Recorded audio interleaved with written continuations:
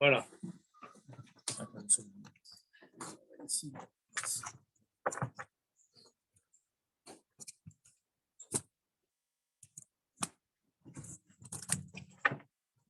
Ok, alors on est ici. Bon, bonjour tout le monde. Bonsoir. On est en train d'étudier donc le Davra Shain Bet du Rav Rachab. Et on est dans le premier chapitre. Je ne sais pas comment on désactive le micro. Bon, ok. D'accord. Donc c'est bon, ça marche. Il n'y a pas de souci, super. Bon, je vous rappelle on parlait des notions de Ktarim, les notions de couronne. Ok. On a vu qu'il y a différentes façons de voir dans les Mishnayot, et dans la Gemara, dans le Midrash, comment la couronne était présentée. D'accord. Donc on a vu dans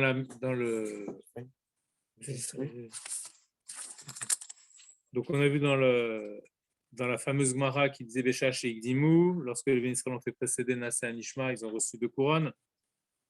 Ensuite, on a vu un deuxième texte donc, qui était issu d'un Midrash qui montrait que les Béné Israël recevaient eux aussi 2 couronnes parce que les anges couronnaient à Kadosh Baruch Hu en disant Kadosh, Kadosh, 3 fois saint.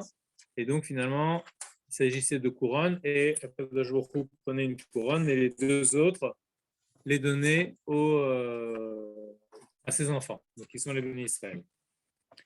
Et on a vu finalement une Mishnah dans Pirkei Avot qui nous disait qu'il y a 3 couronnes. C'est encore une référence donc des Chachamim qui nous dit cette fois qu'il y a 3 couronnes, donc qui était, je vous rappelle, la couronne, voilà, Gimel Ktarim N, au bas de la page, on avait vu, donc il y a 3 couronnes, Keter Keuna, Keter Malchut, oui, donc c'était, voilà. Keter Shem Tov, donc on avait Keter Torah, Keter Keuna, Keter Malchut et Keter Shem Tov. Et donc on voyait que la Mishnah disait il y a 3 couronnes, mais dans le détail, elle en comptait une 4e qui était celle de Keter Shem Tov.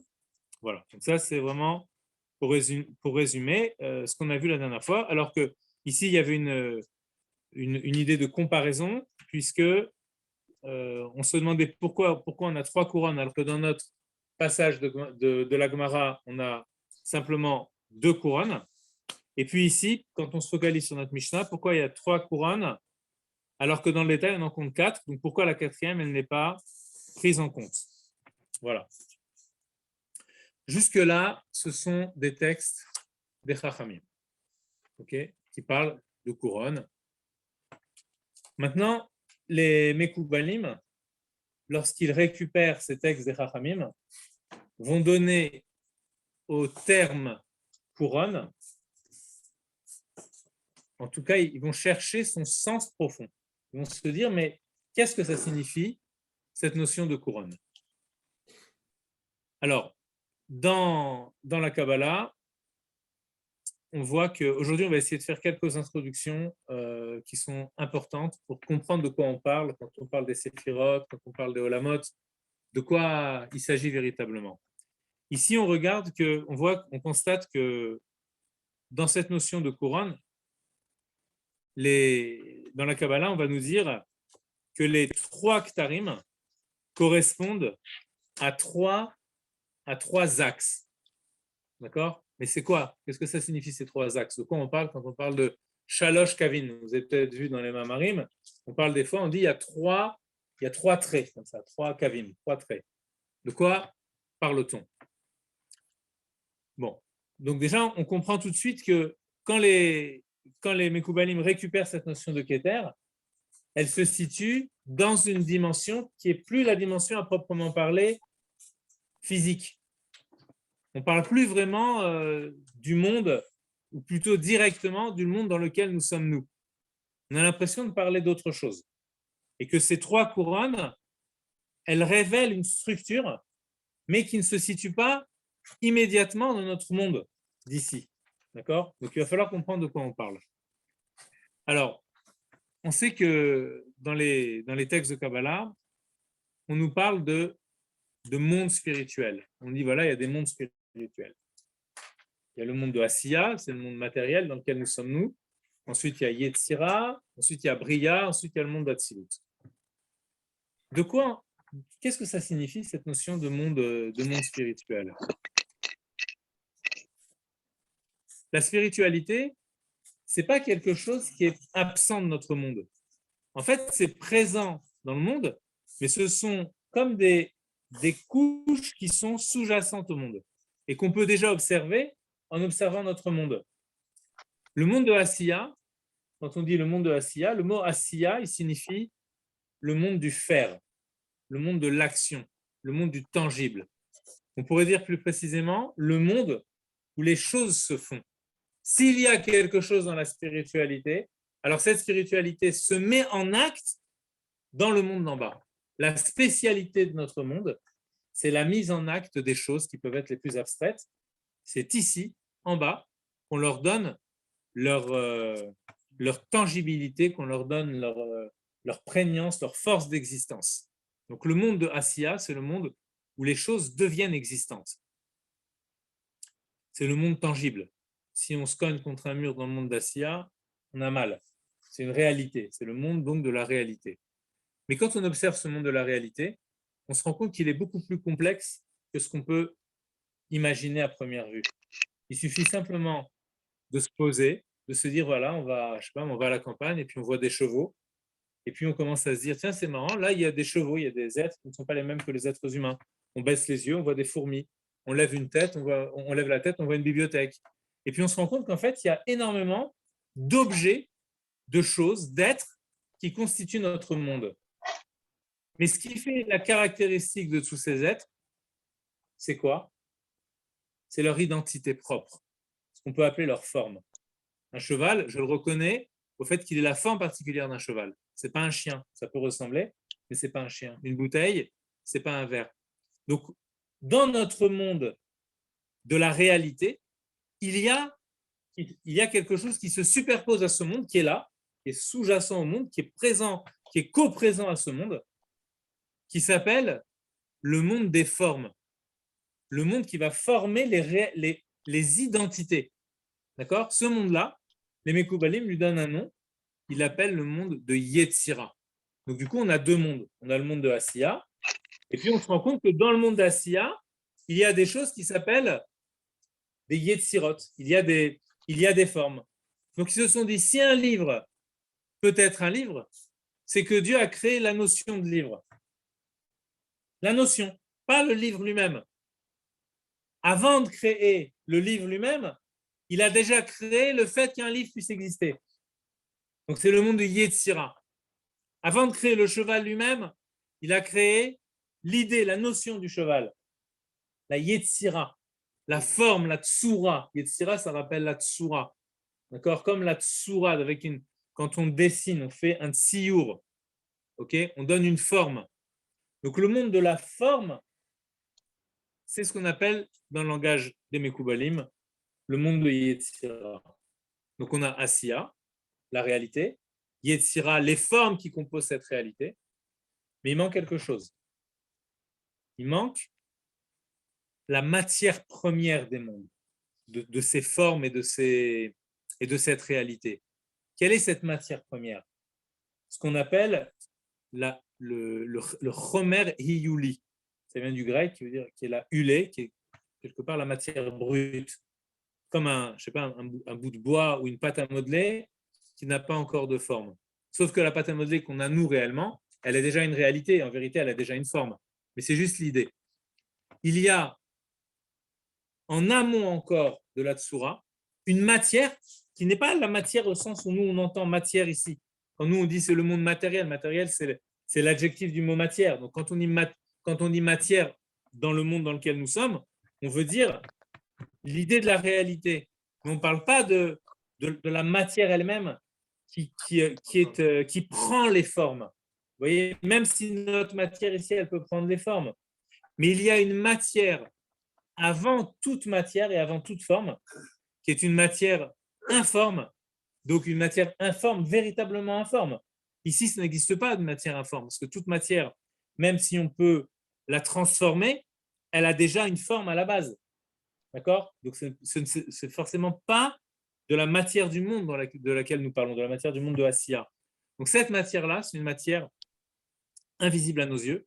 C'est la matière qui constitue la matière première sur laquelle il va y avoir des formes qui vont s'agglomérer, si on peut dire. D'accord? C'est cette matière-là qui va prendre forme et c'est ce complexe matière-forme qui va devenir la réalité et qui va prendre avec la volonté de Dieu une réalité qui va donner notre monde.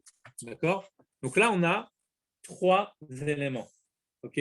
On a notre monde de Asiya, Yetzira, les formes, et ces formes-là, sur quoi elles se forment, justement, sur une matière première qu'on appelle le monde de Bria, qui signifie la création.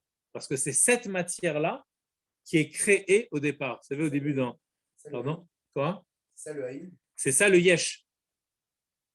Au contraire, c'est pas le Haïn, ça c'est le Yesh. Ça c'est le début du Ilya. Le premier Ilya, c'est ça. Quand on nous dit Bereshit bara, au commencement Dieu créa, Rashi nous dit qu'en fait, Hachem a tout créé d'un seul coup, et ensuite il a fait sortir à partir de cette création première, il a fait sortir tous les éléments. C'est un peu l'idée de cette bria. Il y a une matière première qui est sans forme et qui par contre peut prendre toute forme. Cette matière, elle n'a même pas la forme d'une pâte qu'on pourrait modeler. Elle a pas, parce qu'une pâte, c'est déjà quelque chose. Donc là, c'est une pâte, mais sans aucune forme. D'accord? C'est inimaginable. Nous, c'est très difficile d'imaginer quelque chose, quoi. Alors, c'est du yesh, c'est déjà du ilia, véritablement. Alors, après, tu vas dire, tout est comparatif, quoi. Oui, mais non, c'est pas définissable, mais c'est quand même quelque chose, puisque c'est cette chose-là qui va prendre forme. Si tu veux avoir le haïn, c'est encore avant. Le haïn, ça va être Hatzilut, justement, par rapport à Bria qui est déjà du Yesh. Maintenant, si tu veux dire que cette forme-là, elle est haïn, parce qu'a priori, quand vous la sentez là, c'est comme quelque chose de néant. Vous allez me dire qu'elle est haïn. Pourquoi vous allez me dire qu'elle est haïn? Parce qu'elle n'a pas encore de forme, mais elle n'est pas encore dans le réel. Donc, comparativement, elle est haïn. Mais d'une façon absolue, elle n'est plus haïn. Elle est déjà un quelque chose. Pour se donner une image de cette notion de matière première, de matière, donc de bria, on peut dire que ça ressemble à la pensée. Pourquoi ça ressemble à la pensée? Alors, pas n'importe quelle pensée. Pas n'importe quelle pensée. Dans la pensée, il y a aussi plusieurs choses. Tout à l'heure, on parlait du cheval, on parlait de la bouteille, on parlait de toutes les identités qui peuvent composer notre monde. D'accord? Les arbres, etc. Ce sont des identités. Donc, il y a chacun a une forme. Mais ces formes-là, je peux me les représenter dans mon esprit. D'accord? Par exemple, je me représente un cheval. Okay? Ensuite, j'arrête de me représenter le cheval et puis je vais me dire, tiens, je vais me représenter l'océan. J'arrête de représenter l'océan, je vais représenter une table. Et je passe ainsi d'une représentation à l'autre. Et la question que je peux me poser, c'est que en fait, c'est toujours ma pensée qui est en train de se représenter des choses. Je suis toujours en train de penser à quelque chose. Comment la pensée a-t-elle fait pour passer d'une représentation d'un cheval à la représentation de la mer? Comment a-t-elle fait pour se représenter un nuage après s'être représenté l'océan? Comment elle est passée de l'un à l'autre? Si je prends une vraie pâte à modeler, je lui donne une forme, j'en fais une boule, ensuite, je sais pas, je confectionne avec une boucle, et puis ensuite, je la reforme, je la refais en boule, et ensuite, je vais faire ce que je veux avec. Donc, je repasse toujours par un état premier qui me permet de reconfigurer Donc, il reste toujours dans cette pâte à modeler la possibilité de modeler, comme dans la cire. D'accord? Il suffit de chauffer et puis ensuite, on voit qu'on peut faire une autre forme de bougie. Donc, à chaque fois, je repasse par un état premier qui est à l'image du néant, mais qui n'est pas vraiment le néant parce que c'est déjà quelque chose. Et à partir de là, je reforme autre chose. Ça, c'est l'idée de... c'est une image pour essayer de comprendre que notre pensée, elle est un petit peu comme cette pâte. Originellement, elle n'a pas de représentation. Mais il suffit que je le veuille et ma pensée peut se représenter ce qu'elle veut. D'accord? Peut se représenter un immeuble, un arbre, un cheval, une vache, ce qu'on veut. À partir de quoi? Justement, à partir d'une matière première. Ça veut dire que dans notre système de pensée, on a quelque chose qui ressemble aussi à cette forme, à cette matière sans forme qui est le monde de Bria. Donc le monde de Bria pour nous, c'est un petit peu la Mahashava, d'accord? Mais la pensée sans forme encore. Juste le fait même que nous pouvons penser, d'accord? C'est très important parce que quand on veut, par exemple, s'adresser à Dieu, oui, quand on dit je m'adresse à Dieu, qu'est-ce que ça veut dire je m'adresse à Dieu? On verra tout à l'heure, on verra quelque chose qui va nous rappeler ce qu'on va dire maintenant. Quand je m'adresse à Dieu, je veux prier, j'ouvre un livre et je dis je m'adresse à Dieu. Mais Dieu, il ne faut pas le représenter. Donc, c'est dire quoi je m'adresse à Dieu? Avec quoi? Si je m'adresse à un ami qui est en face de moi, je le vois. Et même si je lui parle au téléphone et que je ne le vois pas, je me représente son visage, je me représente sa personne dans mon esprit. Donc, j'ai toujours une forme de représentation. Mais quand je dis je m'adresse à Dieu, j'ai aucune représentation. Donc, c'est quoi? C'est-à-dire quoi s'adresser à Dieu? Donc, si je sais qu'en moi, j'ai quelque chose qui est de cet ordre-là, de la non-représentation, ça veut dire que ce qui va devoir être mis en mouvement, j'allais dire, ce qui va devoir m'être mis en évidence, ça va être cette pensée justement qui n'a pas de représentation. Et c'est celle-là que je dois tourner vers le divin. D'accord? Quoi?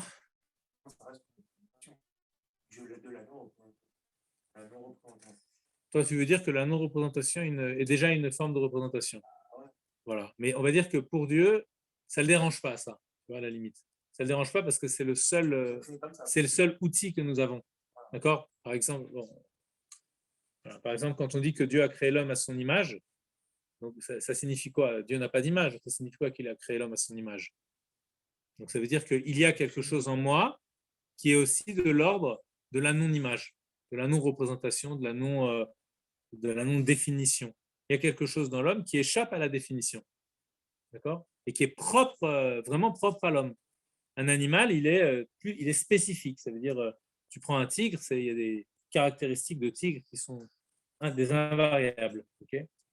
Et tu prends un humain, il peut avoir le tempérament d'un tigre quand il naît et il peut quitter ce monde en ayant tellement travaillé sur lui-même qu'il est devenu un agneau. D'accord?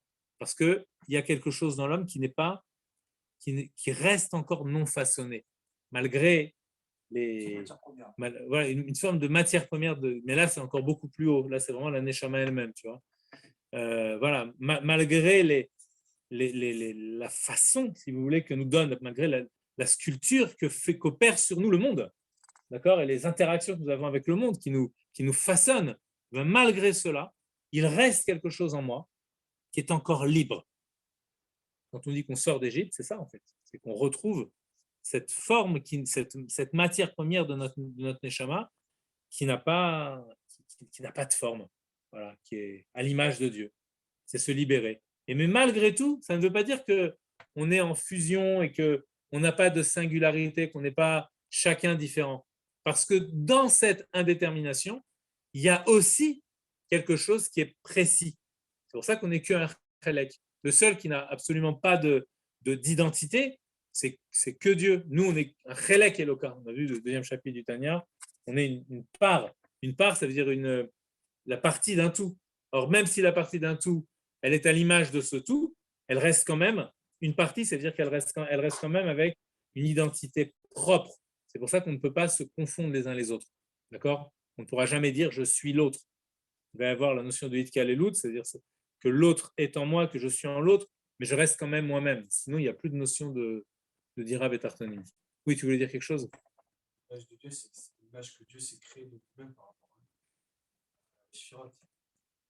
Alors, c'est une certaine façon de voir les choses. Effectivement, la plupart du temps, on peut considérer que l'image de Dieu, je répète, parce que peut-être les gens vont pas entendre, mais que l'image de Dieu, elle se fait au travers des sirotes. Mais si tu veux vraiment être pointilleux sur la notion de Tselem Elohim, alors tu te rends compte que le Tselem Elohim, c'est quelque chose qui n'existe pas.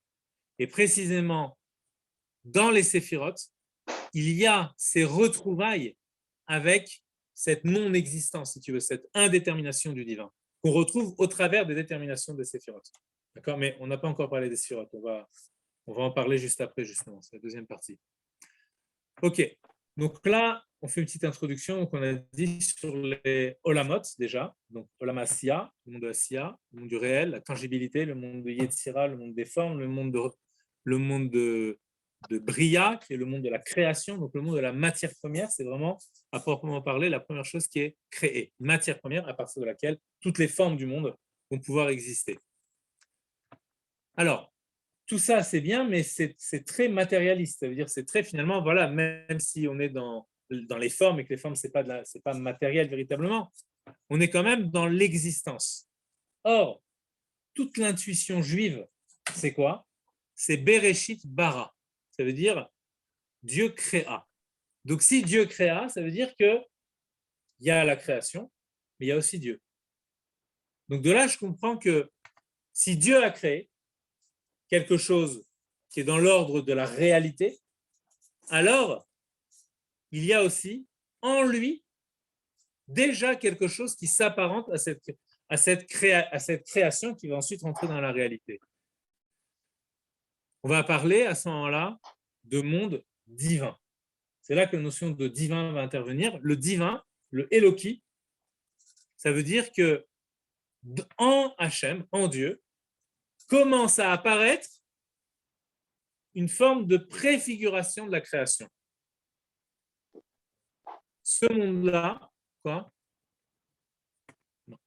Ce monde-là, c'est ce qu'on appelle le monde de... Là, tu as monté, je vais monter quelques étages trop haut pour l'instant.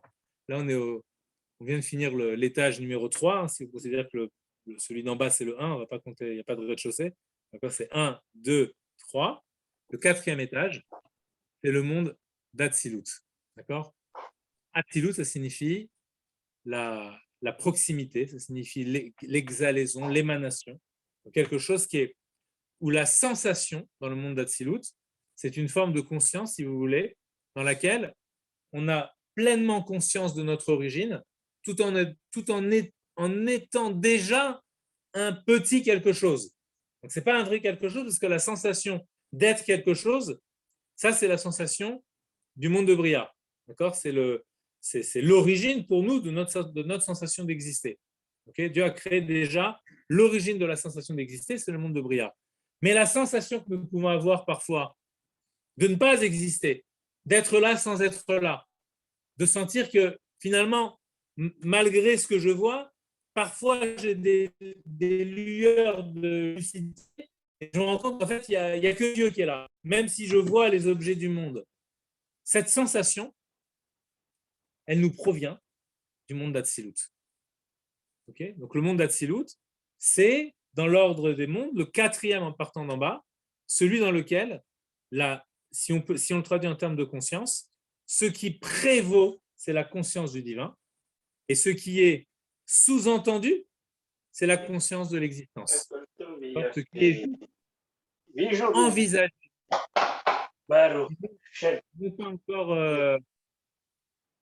ce qui est juste envisagé et non pas encore, comment dirais-je, qui n'est pas encore créé véritablement. D'accord? Donc là, on a bien nos 4 mondes. D'accord? Bon. Maintenant, on va parler d'un autre point. Donc, on fait une petite pause par rapport au monde. Donc, on va essayer de monter un petit peu plus haut tout à l'heure, mais il faut y aller tranquillement. Mhm. Dans les Kitvé Arizal aussi, nous voyons que, et ça, en réalité, ce n'est pas que dans les Kitvé Arizal, on voit depuis le Sefer Yetzira, on a une autre information, j'allais dire, un autre élément qui nous est donné, c'est que le monde est créé à partir de 10 séphirotes. Donc là, on a dit qu'il y avait 4 mondes. Maintenant, on dit qu'il y a 10 séphirotes.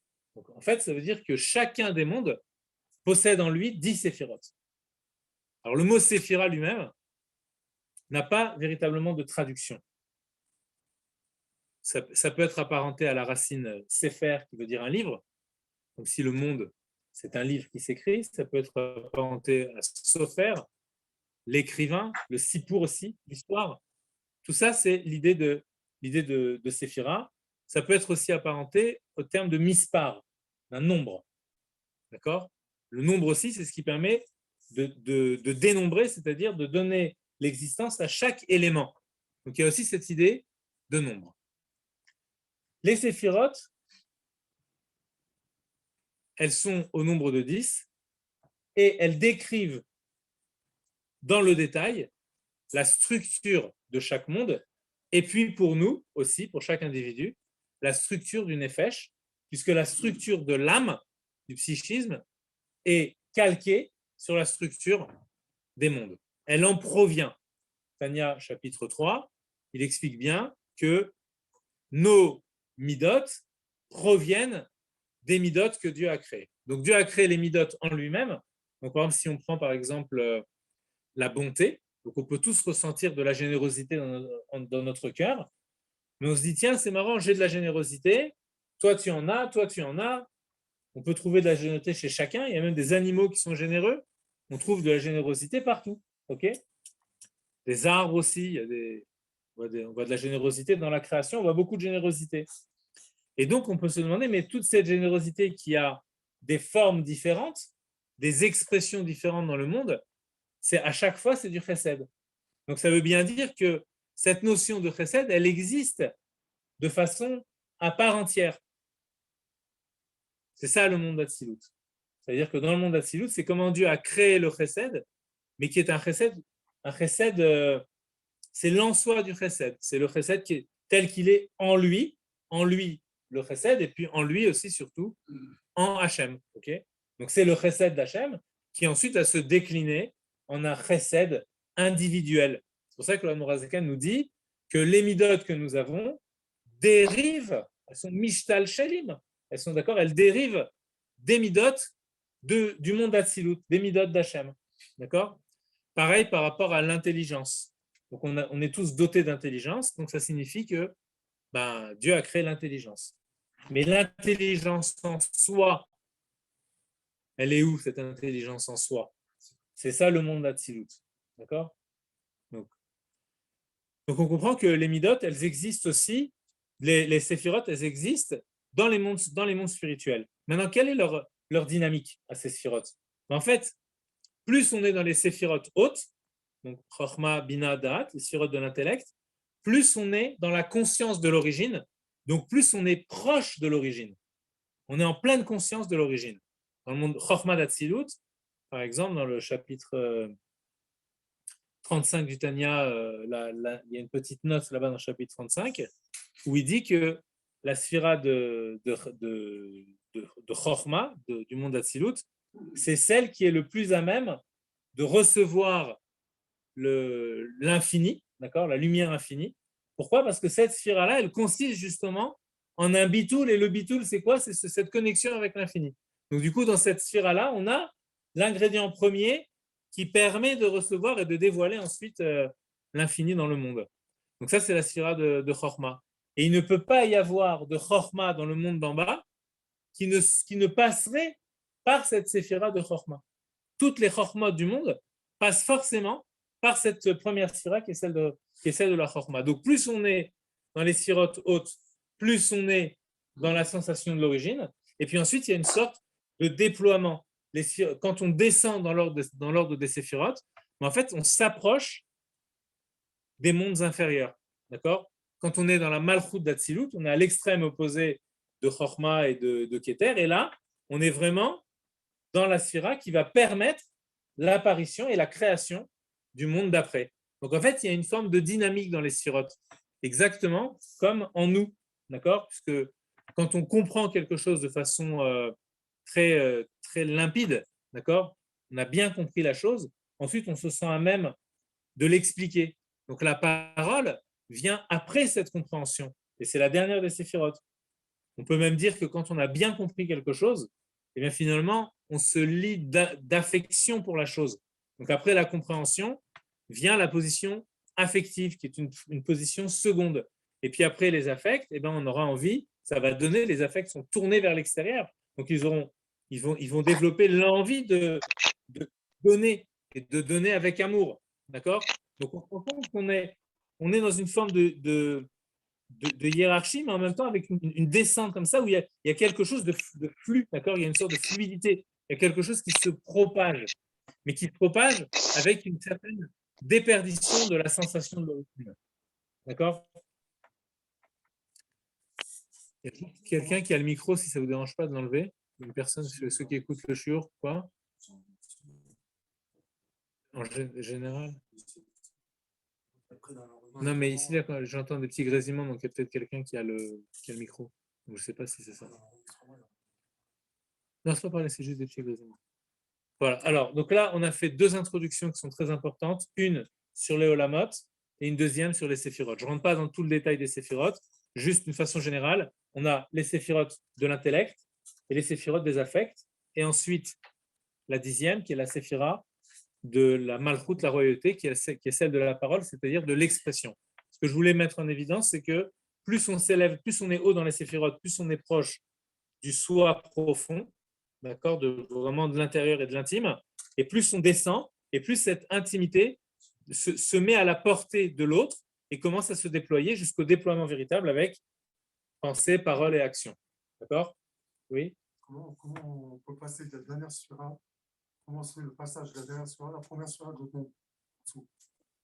De la dernière sphira, ben justement, c'est-à-dire que dans la dernière sphira, si tu veux, c'est la sphira de la parole. Donc quand je parle à quelqu'un, d'accord, pour nous, le machal, c'est que quand je parle à quelqu'un, je considère cette personne comme existant. Tu comprends? Quand je parle à une personne, je lui donne une considération. C'est pour ça que parfois, il y a des gens qui ont du mal à parler devant une caméra tout seul, parce que lorsqu'ils sont seuls devant la caméra, ils n'ont pas l'impression qu'il y a quelqu'un qui existe en face d'eux, et donc ils ont l'impression que la parole s'adresse à personne. Il faut vraiment avoir une représentation très forte du public qui peut t'écouter au travers de la caméra, mais c'est pas évident de prime abord. Donc, c'est la même idée. À partir du moment où il y a la sphira de Malchut, qui est liée avec la notion de parole, la notion de parole n'a de sens que lorsque c'est une parole qui s'adresse à l'autre. Or, la parole qui s'adresse à l'autre, pour nous, c'est juste montrer à l'autre qu'on lui donne, qu'on lui témoigne une certaine reconnaissance, d'accord? Mais pour Dieu, c'est faire exister. La malchut, c'est ce qui fait exister. D'accord? Cette parole, c'est la parole, tu vois bien d'ailleurs que le monde est fait par des paroles créatrices. Ok. Alors, bon, maintenant qu'on a dit tout ça, il faut encore une troisième introduction.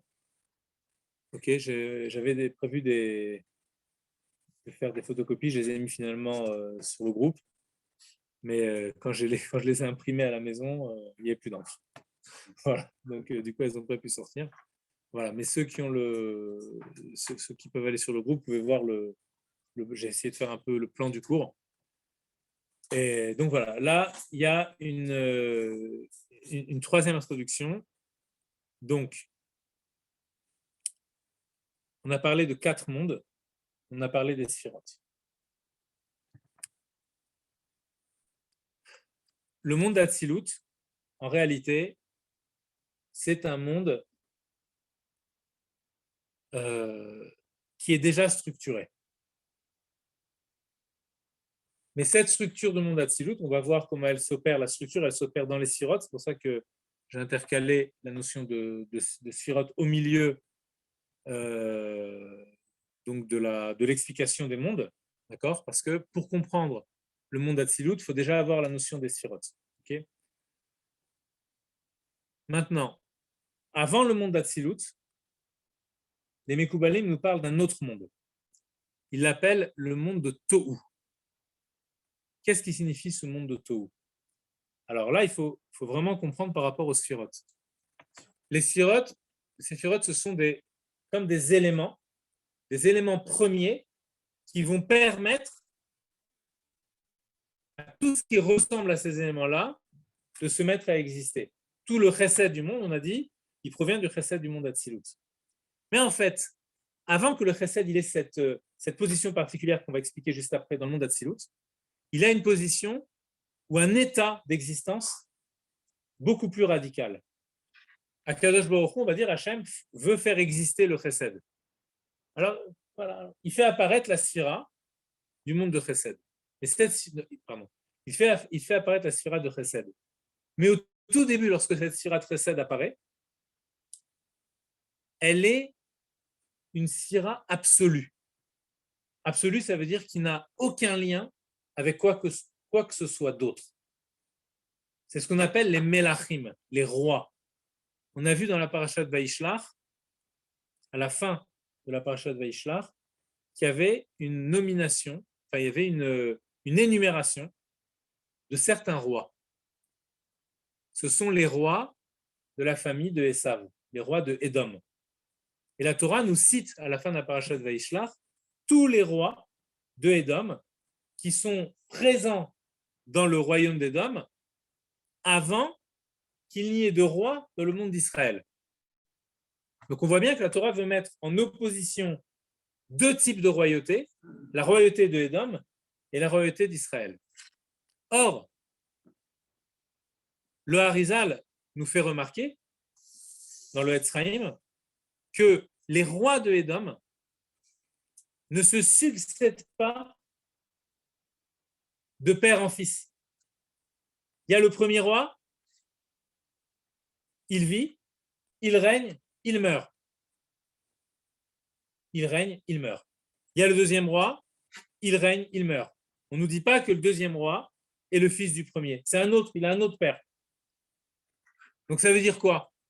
Comment que ça se fait qu'un roi arrive et il n'est pas le fils de son père? Il y a quelque chose qui n'est pas normal. Donc on comprend qu'en fait, ces rois-là, ils s'entretuent. Ils ne se supportent pas les uns les autres. C'est ça le règne de l'absolu. Le règne de l'absolu, ça veut dire il n'y a que moi qui règne. Eh bien, les sphirotes, au départ, du monde de Tohu, c'est les sphirotes de Édom. C'est ce que le Harizal nous apprend. Il nous montre que chacune de ces sphirotes, chacun des rois de Édom correspond à une de ces sphirotes. Le Chesed, la Gvura, Tiferet. Et que chacune, quand elle règne, elle phagocyte les autres. Ça veut dire que les autres sont en elle, mais de telle sorte qu'ils n'ont aucun moyen d'expression. Il n'y a que le Chesed qui peut régner. Le Zohar appelle ça, c'est l'idée du Anna Emlor. Je vais régner moi. Mais en fait, ce sont un monde de Gdusha, puisque c'est un monde qui est avant le monde d'Atsilut. Donc c'est un monde de Gdusha. Alors il signifie quoi ce monde-là du monde de Tohu? En fait, il signifie que chaque sphira, elle projette, qui vient évidemment, elle n'a pas d'autonomie de volonté, mais chaque sphira, elle projette de faire régner Dieu uniquement par sa spécificité. Donc, si le chesed existe en tant que chesed, il va dire, le royaume de Dieu, ça doit être un royaume de chesed, de bonté. Mais Dieu a créé aussi la gvura. Ça ne me regarde pas. Moi, je veux que le chesed. Donc, en fait, le problème des absolus, c'est qu'ils se brisent eux-mêmes et ils se brisent les uns les autres. Ils ne se supportent pas. Dans les comportements humains aussi, on voit cette chose-là. Les Chachamim nous disent Leolam ye Adam rach kakane, velo kaché ke erez. L'homme doit être souple comme le roseau et non solide comme le erez. Je ne sais pas ce que c'est comme arbre, hein, le chêne. Donc le chêne, c'est solide. Donc il faut être souple comme le roseau. Souple comme le roseau, ça veut dire quoi? ça veut dire que je peux accepter l'existence de l'autre. Alors que quand je suis solide, j'ai aucune souplesse, donc j'ai rien qui me permet d'entrevoir la possibilité de l'existence de l'autre. Donc ces sphirotes de Tohu, elles subissent ce qu'on appelle la Shvirat Hakelim, c'est-à-dire qu'elles vont se briser. Chaque sphira est composée d'un élément, c'est un petit peu comme le corps et l'âme. Chaque sphira est composée d'une lumière et d'un réceptacle de la lumière, comme le corps qui est le réceptacle de la neshama. Donc s'il y a cette notion de réceptacle et de lumière, ça veut dire que déjà dans les mondes spirituels, on a cette chose-là. Donc dans le monde de Tohu, c'est la même chose. On a les orot de Tohu, on a les lumières du monde de Tohu, et on a les kelim du monde de Tohu. Et lorsque la sphira du chesed de Tohu apparaît, eh bien cette sphira se brise et les débris des réceptacles, c'est ce qui va donner justement les mondes d'Atsilut, de Bria, de Yetzira et d'Asiya. Les débris vont tomber. Donc on comprend pourquoi nous ici, si on veut le regarder de façon un peu psychologique, quand on observe notre Nefesh Abahamit, donc notre âme animale, ou qu'on observe l'âme animale des animaux, on se rend compte qu'il y a une puissance qui est énorme. Cette puissance-là, c'est la force de l'absolu du monde de Tohu, c'est-à-dire la force du « il n'y a que moi », la force de ce qui désire et qui désire que son désir soit accompli immédiatement. Tellement, dans le désir, on a l'impression que le désir est vital, alors que parfois ce sont des désirs qui ne sont pas du tout vitaux. Mais pour un désir qui serait même complètement anodin, il y a des gens qui seraient prêts à tuer pour ça. D'accord ? Tout simplement parce que l'origine, c'est le monde de Tohu, c'est-à-dire une puissance d'absolu inouïe et qui souhaite simplement se maintenir en l'état, qui souhaite simplement continuer à exister. Et quand ça arrive en bas, qui souhaite simplement sentir son existence d'une façon de plus en plus accrue. Et c'est pour ça qu'il y a cette recherche des plaisirs qui est immense, surtout dans notre génération, où le Olam HaTohu, on peut dire qu'il est très très fort. Parce que on sait très bien que on constate, même quand on demande aussi aux gens comment on pourrait qualifier cette génération-là dans laquelle on vit, c'est vraiment la génération de l'individualisme. Les gens sont de plus en plus individualistes, donc ça veut dire qu'il y a une force de Tohu qui est énorme. Mais en même temps, cette force de Tohu, si on est capable de la canaliser, elle peut être très très constructive. D'accord ? C'est ça le principe du monde d'Atsilut, justement. Parce qu'après la cassure, il faut la réparation. C'est ça la vie. Les choses se brisent, il faut les réparer. Un homme véritable, c'est un homme qui répare. L'homme, c'est un être qui répare tout le temps. Il voit quelque chose de cassé. Un vrai homme, c'est quelqu'un qui a envie de réparer. Aujourd'hui, on est dans le monde du jetable, c'est vrai. Mais l'homme vrai, c'est celui qui va dire qu'est-ce que je peux faire avec cette chose qui est cassée. Peut-être qu'elle aura une autre utilisation. L'homme, fondamentalement, il veut réparer.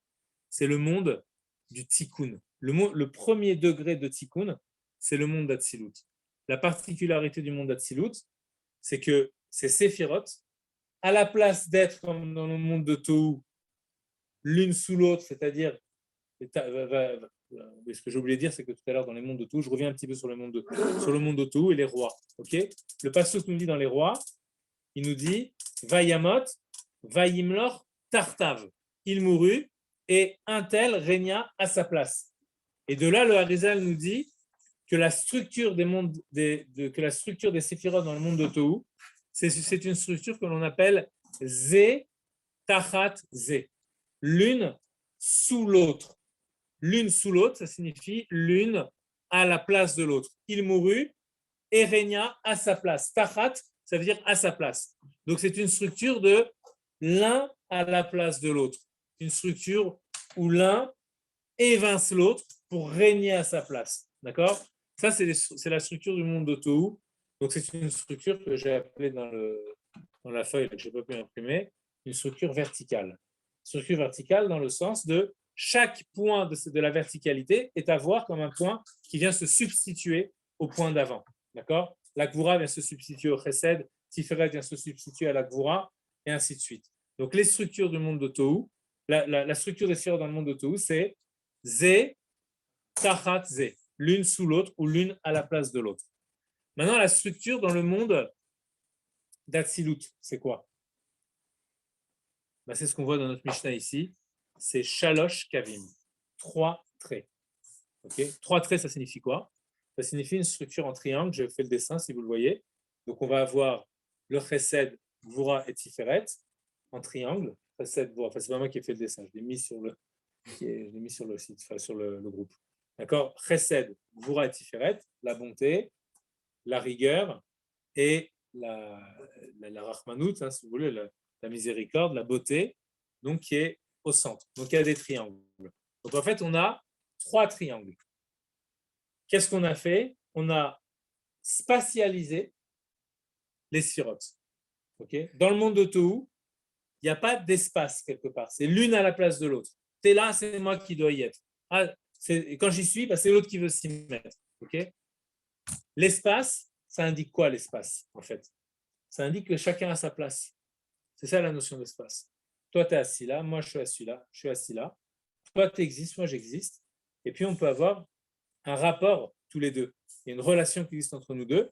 Et si je vais encore plus loin, je peux te voir toi en moi et tu peux me voir toi, tu peux me voir moi à l'intérieur de toi. C'est ce qu'on appelle la itkalelut, le fait que les uns sont inclus dans les autres. C'est de là que naît l'empathie véritablement aussi. L'empathie, ça signifie, c'est-à-dire la compassion, ça signifie par exemple pâtir avec l'autre. Pâtir, c'est ressentir. Okay, donc c'est ça l'empathie, c'est l'idée de se rendre compte que je peux m'identifier aussi à la souffrance de l'autre tout en restant moi-même, comme au bonheur de l'autre aussi je peux m'identifier.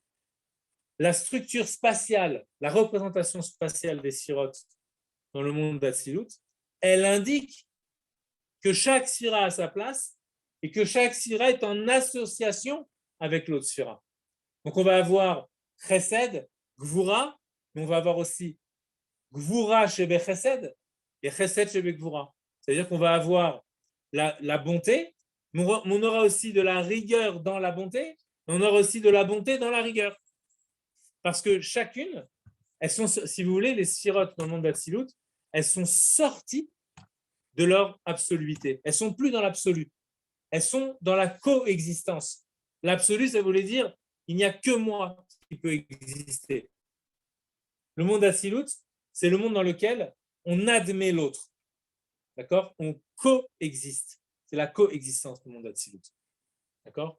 Et le nefesh de l'homme, le shoresh, la racine du nefesh de l'homme, c'est le monde d'Atsilut, ce n'est pas le monde de tout. Le nefesh elokit, il provient du monde d'Atsilut. L'âme divine, elle provient du monde d'Atsilut, alors qu'au contraire, l'âme animale, elle provient du monde de Tohu.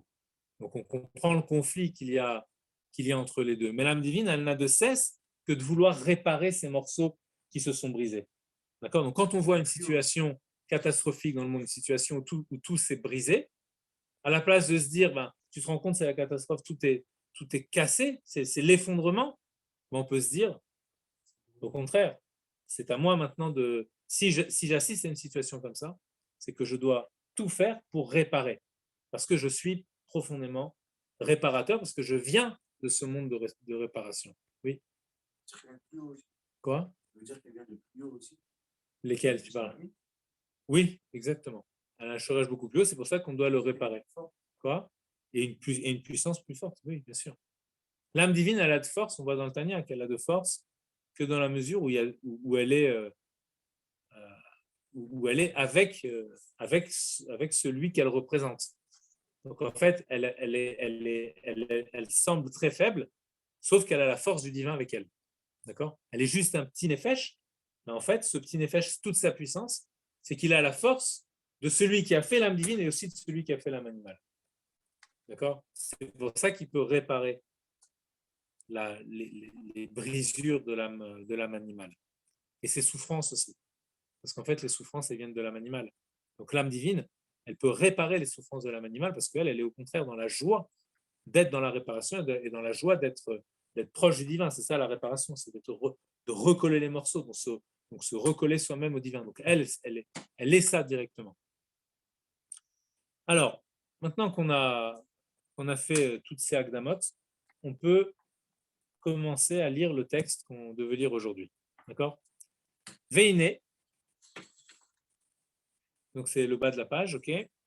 À Gimel Ktarim, Keter Torah Choulé, Bederech Klal, En Beha Gimel Kavin. Les 3 couronnes, d'une façon générale, elles doivent se situer en amont des 3 traits, des 3 axes. D'accord? On a dit que les sirotes étaient répartis en 3 axes. C'est quoi les 3 axes? C'est l'axe de la bonté, l'axe de la rigueur et l'axe de la miséricorde qui est au milieu des deux. D'accord? Qui est en bas. On avait dit qu'il y avait des triangles. Donc ensuite, en dessous, on va avoir Netzach, Od, Yesod. Et au-dessus, on a Chochma, Bina et Da'at. D'accord? Bon, ben en fait, on va avoir ici une sorte d'affinité entre les sirotes qui auront été dessinées et représentées sur le côté droit et les sirotes qui sont représentées sur le côté gauche. Il y a une affinité intrinsèque. La Chochma a une affinité avec le Chesed qui a une affinité avec le Netzach. D'accord? Donc la Chochma, c'est le premier moment de l'intellect. Ok? Donc c'est-à-dire c'est une donation du divin, c'est un Chesed. Ok? C'est le premier moment de l'intelligence ou de l'intellection, de la possibilité de percevoir quelque chose par l'intelligence, okay, par l'intellect. Le chesed, c'est le même mouvement, mais avec le cœur. Donc, c'est le premier moment du fait d'aller vers l'autre. Et netzar, qu'on appelle la victoire, c'est justement faire en sorte que ce déploiement du divin dans un monde qui lui est opposé trouve une force qui va être victorieuse. Donc c'est un nouvel élan, le Netzach. Mais ce Netzach-là, il dérive aussi du Chesed. D'accord? Donc on a Chochma, Chesed, Netzach. Et de la même façon, à gauche, on va avoir Bina, Gvura et Od. Et au milieu, on va avoir Da'at, Tiferet, Netzach. D'accord? Alors, Da'at, Tiferet, Yesod. Da'at, Tiferet, Yesod. Bon.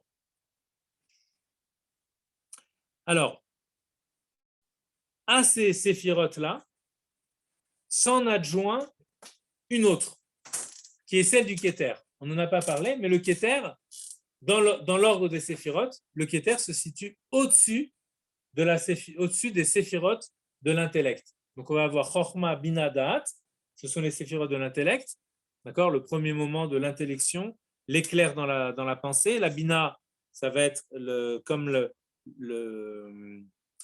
comment dirais-je, la nidation, on dirait, dans la conception. D'accord? C'est le moment où l'intellect peut se nicher dans où l'idée peut se nicher dans mon intellect. D'accord? Il y a un éclair, et la bina, c'est ce qui va réceptionner cet éclair. D'accord? Donc, Chochma et bina. C'est une dimension masculin et féminin. Simplement, avant d'avoir un premier éclair dans notre pensée, il faut déjà qu'il y ait le désir, la volonté de l'avoir, cet éclair. Et cette volonté, elle n'est pas, on n'en a pas vraiment conscience pleinement. Elle peut venir un peu à la conscience, mais pas d'une façon très très forte. On ne sait pas exactement tout ce que notre volonté veut précisément. Okay? Alors ça s'appelle la couronne, le Keter. Le Keter, c'est tout ce qui est en amont de notre conscience. D'accord? On pourrait appeler l'inconscient. C'est l'inconscient de l'âme divine. Donc, ce qu'on a vu dans l'humain, on a dit, ça existe aussi dans le monde d'Atsilut. Et nous, ici, on va expliquer les choses à chaque fois dans le monde d'Atsilut, parce que le monde d'Atsilut, c'est le modèle de ce que nous devons être, nous, en bas. D'accord? Parce que c'est le modèle de la réparation. Alors, dans le monde d'Atsilut, on va avoir 3 caves, 3 axes. Mais ces 3 axes, ils sont surplombés, chacun par une couronne. Au début, on a dit que la couronne, elle était juste au-dessus de l'ensemble des 10 sirotes. Mais maintenant, on dit qu'il y a aussi une couronne au-dessus de chaque axe. D'accord? Donc, alors, on a vu le premier, c'était Keter Keuna. Des Keter Keuna ou Beka Vayamin. La couronne de la Keuna, du Kohen, du prêtre, elle est donc dans l'axe de la droite, ou Kiadoua, des Kohen ou Bechinat à Chesed. Le Kohen, c'est l'homme du chesed. Okay, comme on voit dans Birkat Kohanim, le Kohen fait du chesed, etc., en amenant le chesed d'Hachem sur terre. Mais ici, il amène une autre preuve que le Kohen, c'est le chesed. Il nous dit, Kmo shekatuv, ve'ata Kohen leolam. Il est écrit, tu es Kohen pour toujours. C'est dans le Télim Kufyud, que le Télim Kufyud, les Chachamim l'interprètent comme un Télim qui s'adresse à Avraham, qu'Hachem adresse à Avraham Avinu.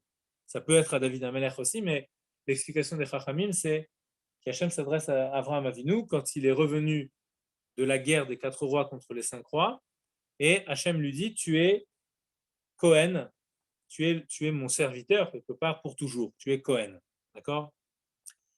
Alors, de là, elle va prendre ce passage Ata Kohen Leolam de Tehillim et elle va l'expliquer comme non pas comme un récit historique, d'accord, où Hachem a dit telle chose à Avram, mais elle va l'expliquer comme étant une sorte de définition de ce qu'est le Kohen, d'accord? Ata Kohen, tu es Kohen, ça signifie que la notion de du tu, est liée avec l'idée du Kohen. Regardez comment il dit. Donc ici, ce qu'il veut faire, c'est une démonstration qui est très mathématique, si vous voulez. Il veut montrer que le Keter Keuna, que la couronne de la prêtrise, elle est à droite. Donc si elle est à droite, ça veut dire qu'elle a affaire avec la notion de chesed. Il veut montrer que la couronne de la prêtrise a affaire avec la notion de chesed. Ok? Alors, des Kohen ou Bechinat à chesed. Ou qui adoua des Kohen ou Bechinat à chesed. Comme il est connu que le Kohen, c'est le chesed. Donc là, a priori, j'ai ma démonstration. Donc j'ai dit, le Kohen, c'est le chesed. Donc c'est normal que le Keter Keuna soit Bekav et Yamin, puisque le Yamin, la droite, c'est le chesed, ça c'est déjà admis. Ok? Mais ce n'est pas encore suffisant parce qu'il faut encore montrer que le Kohen, c'est chesed. Okay? Donc, si j'arrive à montrer que le Kohen, c'est chesed, à ce moment-là, j'ai tout gagné. D'accord? Je suis certain que le Keter Keuna peut être placé à droite. Alors, comment il va nous montrer que le Kohen, c'est chesed? Parce que le Pasuk dit Ve'ata Kohen leolam. Tu es Kohen pour toujours. Dekae al bechinat a chesed. Et ça se rapporte à la dimension du chesed. Pourquoi? Alors, des ata ou bechinat gilouy. Première partie de la démonstration, ata égale gilouy. Ata, ça veut dire tu. Tu, c'est le dévoilement. Tu, c'est le dévoilement. Pourquoi? Chez Zéoué Fresh Ben Ata Lehu, donc si on regarde la différence entre toi, entre tu et il, au niveau grammatical, quand je dis tu, je m'adresse à quelqu'un qui est présent. Quand je dis il, je ne m'adresse pas à la personne. Je parle de quelqu'un qui est absent. Donc ça veut dire que tu, c'est l'idée de la présence. L'idée de la présence, c'est l'idée du dévoilement. D'accord? Donc quand Hachem dit à Avraham, dans ce passage sur l'interprétation des Chachamim, tu es Kohen, je le lis comme la définition du Kohen. Le Kohen, c'est l'idée du tu, c'est l'idée du dévoilement. Et que fait le Kohen de fait? En faisant Birkat Kohanim par exemple, Yevarechecha Hashem beishmerecha, où à la fin on dit Yaher Hashem panav elecha, Hashem éclairera son visage, donc sa pnimiut vers toi. Et c'est quoi la pnimiut? C'est la présence. Donc que fait le Kohen?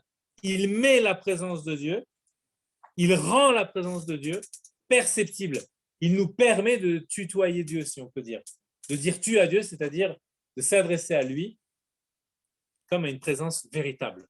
Ça, c'est le tu. Donc le Kohen, il est lié avec cette présence. D'accord? Donc ça, c'est la première partie de la démonstration. Quoi?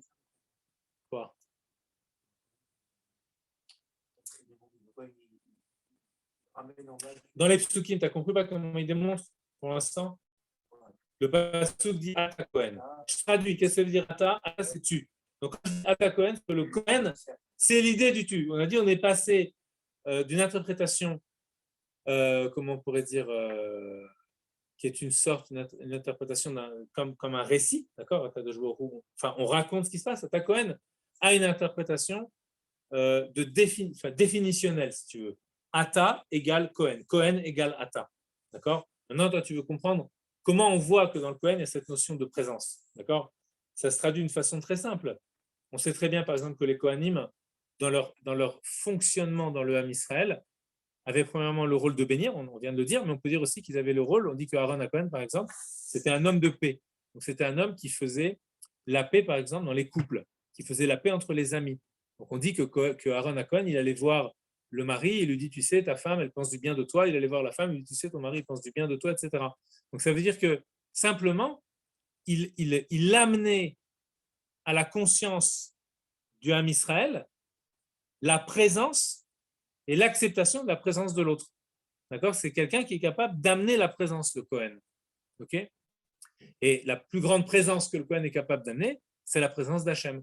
D'accord? Comme dans Birkat Kohanim, quand il dit Hachem te bénira, il éclairera son visage vers toi. C'est-à-dire quoi? Il éclairer son visage vers toi. C'est quoi éclairer le visage qui éclaire? Le visage qui éclaire, c'est quoi? C'est quand tu as quelqu'un, tu parles avec un ami et tu vois que cet ami est vraiment bien avec toi, il est content de te voir, il a un visage qui est éclair, qui est rayonnant, parce qu'il est content de te voir. Donc, il t'offre toute sa présence. Ok?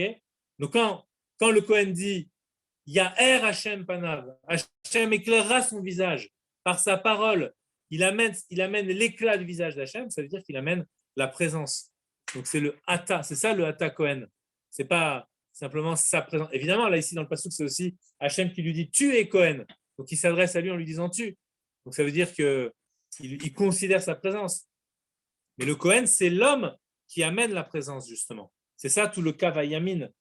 On a expliqué tout à l'heure l'axe de la droite. C'est l'axe qui amène la présence du divin et le ressenti de cette présence. Donc ça, c'est pour le Kavayamin. Alors, on n'a pas fini. Donc on a dit pour l'instant Kohen égale Chesed. Et Chesed égale aussi Gilouï. D'accord? Donc, Ata, c'est le Gilouï, c'est le Nochar, c'est la présence, donc c'est le dévoilement. Ata, c'est le dévoilement, et Gilouï aussi, c'est le dévoilement. Vechesed ou Bechenat Gilouï. Et Chesed, c'est aussi la dimension du dévoilement. Pourquoi? Vous Reshit Gilouï Amidot, par exemple dans les Midot, la première des 6 Midot, Chesed Gvura Tiferet, et celle qui accompagne toutes les autres, c'est justement la première. Donc à partir du moment où il y a de la bonté, le cœur commence à s'ouvrir vers l'autre. Donc ça, c'est le chesed. D'accord? Donc, on a dit que le Kohen, c'était la présence, et que le chesed aussi traduit la notion de présence. Donc, les deux sont égales à la présence. OK? Si, en mathématiques, on va dire si A égale C et que B égale C, alors A égale B. Tu vois? Non, oui. A égale C et B égale C, donc je veux dire que A et B, ils sont égaux aussi entre eux, puisque les deux sont égaux à une troisième chose. Donc c'est-à-dire que A égale B aussi. D'accord? Donc ça veut dire ici, c'est un petit peu le raisonnement qu'on a fait. On a dit Ata Kohen. Ata, c'est la présence. Or, le chesed, c'est aussi la présence. Donc ça veut dire que Ata, c'est le chesed. OK? Voilà. Donc quoi? C'est marrant de mettre enfin, dans oui. le cas où Chesed avec Netzach. Netzach, et pas Gvura, justement. Normalement, c'est plus Gvura qui amène Netzach. Alors, encore une fois, il y a des interactions entre les sirotes. Mais on va dire que le Netzach, ce qui est important, tu peux dire que la Gvura, elle va aider à ce qu'il y ait du Netzach. Mais, par exemple, dans Hanouka, là, on sort de Hanouka, ok? Dans Hanouka, la sphira propre à Hanouka, c'est la sphira de Netzach. D'accord? C'est expliqué dans les Mamarim. Mais pourquoi ce Netzach? Parce qu'il y a eu le Nitzachon, il y a eu la victoire sur les Grecs. Mais cette victoire sur les Grecs, elle a entraîné quoi? Elle a entraîné une lumière. Et la lumière, c'est du chesed. Elle a entraîné qu'on allume les flammes de la menorah. Donc elle a entraîné du chesed. Ça veut dire que ce qui nous motive dans le Netzach, c'est pas d'écraser l'autre. Ce qui nous motive, c'est d'amener le rayonnement du divin. Donc le Netzach lui-même, il est motivé. En fait, la victoire, elle dit la continuation de la propagation du chesed. C'est ça que dit la victoire, que dit la notion de victoire. Donc c'est dans la continuité du chesed. D'accord? Là, ça continue à dévoiler une présence. Ok? Alors maintenant, on va analyser ce qu'est la Gvoura. D'accord? Bon, je vois qu'il est 9h. Je pense qu'on fera la Gvoura la prochaine fois peut-être. D'accord? Voilà. Ouais, comme ça on arrête au milieu et puis en même temps on reprend au milieu et on reprendra là la prochaine fois Bezrat Hashem.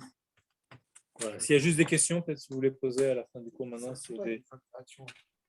Quoi? Alors, quand on dit des interactions, ça signifie que le chesed, bah forcément, il agit sur la Gvoura et la Gvoura, elle agit sur le chesed. D'accord?